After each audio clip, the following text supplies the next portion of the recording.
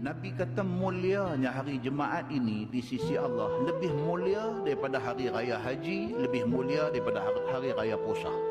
Nabi kata yang menjadi mulianya hari Jumaat ini kerana hari Jumaat hari Allah cipta Nabi Adam, dan hari Jumaat juga hari Nabi Adam wafat. Jumaat ini istimewa kerana Allah pilih hari Jumaat untuk dijadikan hari kiamat.